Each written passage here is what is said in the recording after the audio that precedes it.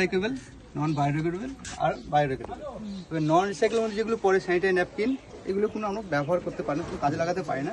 সেই sanitary napkin আর diaper এগুলো কাজে লাগাতে পারি, সেগুলো ইনসিনেটারে পুড়িয়ে দেওয়া হয়। বিজ্ঞানসম্মতভাবে পুরানো হয় ইনসিনেটার আছে এখানে, পুড়িয়ে দেওয়া হয়। আর নন বায়োডিগ্রেডেবল মধ্যে যেগুলো পরে সেগুলো plastic carry bag, polythene, plastic packet, glass, tin, iron, electronic West, leather product, rubber product, aluminium, medicine, এগুলো সব পরে আপনারা দেখতে পাবেন ওখানে যখন প্র্যাকটিক্যালি হচ্ছে ওখানে গেলে দেখতে পাবেন। আর বায়োডিগ্রেডেবল মধ্যে যেগুলো পরে betel leaf, kitchen and green waste, vegetable, fruits আর dry leaf, paper, rag, cotton, cardboard, fish and meat. এই ফিশ অ্যান্ড মিট এগুলোকে আর রাইস, খাবার, এগুলোকে বায়োগ্যাসে দেওয়া হয়। এগুলোকে সার তৈরি করা হয় না, ডাইরেক্ট বায়োগ্যাসে দিয়ে, বায়োগ্যাসে যে স্যালারিটা হয় সেই স্যালারিটা দিয়ে আমরা জৈব সারে মিক্স করে, জৈব সার যে বানানো হয় যে খাবারটা থেকে বা থেকে, সেটা থেকে ওই ব্যাকটেরিয়া হিসেবে আমরা ব্যবহার করি বায়োগ্যাসের স্যালারিটা ব্যবহার করা, ওটা ব্যাকটেরিয়া হিসেবে ব্যবহার করলে খুব তাড়াতাড়ি কম্পোস্টিংটা হয়। আর কিছু টাটকা শাকসবজি যেগুলো আছে সেগুলো আমরা গরুকেও খাওয়াতে পারি, সেখান থেকে আমরা গোবর পেয়ে সেই গোবরটাকে আমরা বায়োগ্যাসে ব্যবহার করতে পারি। এবার আমরা যদি কোনো কিছু জানার থাকে তাহলে আমাকে কোয়েশ্চেন করতে পারেন।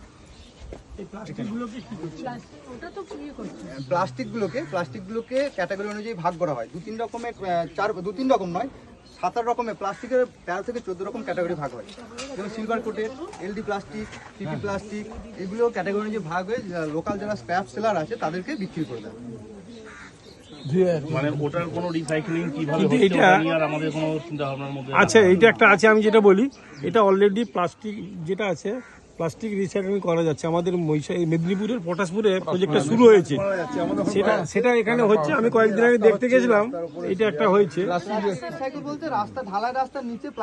না, ওই প্লাস্টিক যেমন আলাদা করে করা হয়েছে, ওটা মেশিন আছে রিসাইক্লিং হয়, ওই চিড়িনি প্রচুর প্লাস্টিক প্রোডাক্ট তৈরি হয়। ভালো হবে, যেভাবে বর্ধমানে একটা রাস্তা হয়েছে, আমরা খবর নিলে জানতে পারবেন, পুরো রাস্তাটাই প্লাস্টিক দিয়ে হয়েছে, ইটের ভাগটা কম দিয়ে ওটি বলতে আছে। বর্ধমানে একটা রাস্তা হয়েছে, বহু প্রোডাক্ট তৈরি হচ্ছে, এর জন্য আলাদা মেশিন আছে। যেহেতু বড় প্রজেক্ট, এখানে করলে এটা করতে পারে। সেই গ্যাস থেকে জেনারেটর চলে এবং সেই জেনারেটর থেকে আমাদের পুরো প্ল্যান্টটা চলে।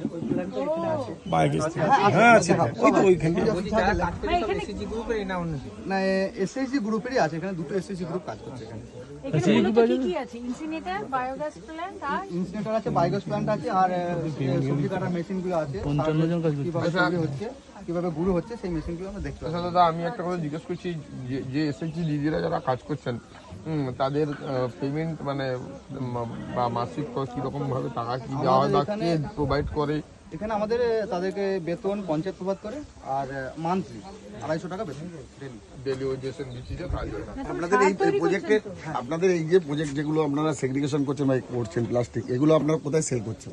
এগুলো আমাদের লোকাল যারা স্ক্র্যাপ ডিলার আছে তাদেরকে ডেকে এখানে তারা যেরকম ভাবে চায় সেরকম ভাবে আমরা দিই। সারটা কোথায় করছে? সারটা লোকাল যারা পান চাষি আছে এবং যারা সবজি চাষ করে, এখানে প্রচুর পান চাষি আমরা দেখতে পাই, লোকালি বিক্রি হচ্ছে, বাইরে কোথাও। আপনাদের মাসে কত কুইন্টাল সার তৈরি হচ্ছে? মাসে আমাদের ভার্মি কম্পোস্ট তৈরি হয় 2 টনের মতো। হ্যাঁ, আর জৈব সার তৈরি হয় 7 থেকে 8 টন। সেগুলো টোটালটাই কি আপনারা চাষিদেরকে দিতে পারছেন না? টোটালটাই নিয়ে যাচ্ছে? টোটাল আমার পঞ্চায়েত এরিয়ার মধ্যেই বিক্রি হয়ে যাচ্ছে, বাইরে কোথাও পাওয়া যাচ্ছে। আপনারা কি মূল্যে বিক্রি করছেন, কত করে? জৈব সারটা বিক্রি হচ্ছে 8 টাকা রেট পার কেজি, আর ভার্মি কম্পোস্ট 14 টাকা পার কেজি। আচ্ছা, আর পাইকারি রেট আলাদা, যেটা যত রকম ভাবে নেবে তার উপর একটা রেট করা হয়। আচ্ছা, আমরা দেখলাম যে আপনাদের কিছু হচ্ছে মেডিকেল ওয়েস্টেজও কিছু এখানে রাখা আছে, চিকিৎসাজনিত বর্জ্য, ওইগুলোর আপনারা কিভাবে ম্যানেজমেন্ট করছেন? এখানে ম্যানেজমেন্ট করছি বলতে এখানে নিডিলসটা আমরা খুব কম দেখতে পাবেন, অনেক নিডিলস এখানে ডেমো হিসেবে রাখা হয়েছে, কিন্তু নিডিলসটা আমরা প্রত্যেকটা দোকান যেখান থেকে উৎসস্থল সেখানে আমরা বলেছি নিডিলসটা আপনারা দেবেন না, আর যদি আসে তাহলে ওটাকে নিয়ে মাটিতে গর্ত করে ভরে লবণ দিয়ে রেখে দিই, কিছুদিন 6 মাসের মধ্যে ওটা নষ্ট হয়ে যায়। আর বাকি যে আপনার ওই ট্যাবলেটের স্ট্রিপ গুলো যেগুলো থাকে, ট্যাবলেটের টিপ গুলো বিক্রি হয়, 3টে ক্যাটাগরি আছে এখানে দেখতে পাবেন, 3টে ক্যাটাগরি 3টে রেটে বিক্রি হয়। আচ্ছা, আর আমরা যে মানে বাইরে থেকে যে প্লাস্টিক গুলোকে আমরা নিয়ে আসছি, সব প্লাস্টিক গুলো কিন্তু পরিষ্কার থাকে না, তাতে অনেক ধুলো ময়লা লেগে থাকে। হ্যাঁ, তেল থাকবে, ধুলো ময়লা তেল থাকবে, সবার সেটাকে কিভাবে পরিষ্কার করতে হয়? পরিষ্কার না করে দিলে অপরিষ্কার কেউ নেবে না, কোনো স্ক্র্যাপডারই নেবে না। আপনার যে মেশিনটা এখানে ব্যবহার হচ্ছে ওটা কি কি কাজে ব্যবহার হয়? যে মেশিনটা, যে সবজি কাটিং যেটা হচ্ছে, আমরা ওখানে গেলে আপনারা ভালো বলতে প্ল্যান্ট তো এগুলোই আছে। ঠিক আছে। আলোচনা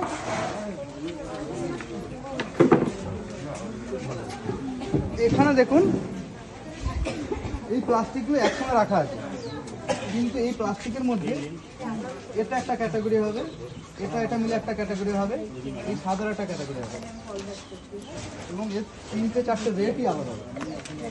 প্লাস্টিকের কি মোটা ঘনত্ব? না না না না, না, ঘনত্বের উপর না, যেরকম ঢাকনার একটা দাম আছে, কোয়ালিটি এটা আলাদা, জিনিসটা আলাদা আলাদা, প্রত্যেকটা জিনিসই আলাদা। যেমন আমি আপনাকে বলি, যেমন সাদা টাকা আপনি বিভিন্ন কালার করতে পারবেন, কিন্তু কালার টাকা আপনি সাদা করতে পারবেন না। সেগ্রিগেশনের সময় ওরা যেরকম ভাবে চায় সেরকম ভাবে আমরা যখন এটাকে রিসাইকেল করা হয়, রিসাইকেলের সময় কথা বলছি, সেগ্রিগেশনের পরে যখন ওটা বোতলে এই বোতলে চাপাটা, বোতলটা আমার 18 টাকা পার কেজি বিক্রি হয়, কিন্তু বোতলের থেকে এই আর চাপাটা 17 টাকা 18 টাকা কেজি বিক্রি হয়। ঢাকনা তো আলাদা দিতে হবে, ঢাকনার দামটা আলাদা। 17 টাকা, এটা 18 টাকা, বোতলটা 18 টাকা। যে আমার যে প্লাস্টিক বোতলের যে একটা বোতলকে 3টে ভাগে ভাগ করা হয়। এই প্লাস্টিক এটা 25 টাকা কেজি বিক্রি হয়, আর এই যে চাপা এটা 17 টাকা কেজি বিক্রি হয়, আর বোতলটা 17 টাকা 18, 19 যে যেরকম ভাবে যেখানে পারে সেরকম। ওগুলো কি আপনারা বিক্রি করছেন না আপনারা আমরা বিক্রি করে দিচ্ছি। মানে এগুলো রিসাইকেল রিসাইকেল এখানে সম্ভব নয়, সেই মেশিন আনতে হবে তবে সম্ভব। বড় বড় এগুলো বড় বড় ফ্যাক্টরিতে যায়, বড় বড় ফ্যাক্টরিতে গিয়ে সেখান থেকে রিসাইকেল। আচ্ছা আর এগুলো কি করছেন এই যে এটা এই অ্যালুমিনিয়ামের যে ফয়েল, অ্যালুমিনিয়াম ফয়েল, অ্যালুমিনিয়ামের মধ্যে অ্যালুমিনিয়াম স্প্রেগুলো আছে, ওটা আলাদা করা হয়, অ্যালুমিনিয়াম ফয়েলটা আলাদা করে, খাবারের জায়গাটা আলাদা করা হয়, অ্যালুমিনিয়াম আমি যখন করব না তখন করব, ডকুমেন্টেশনটা যখন আমাদের স্প্রেটা 90 টাকা পার কেজি, মানে এটাও আপনারা রিসাইকেল সেটা হচ্ছে 35 টাকা।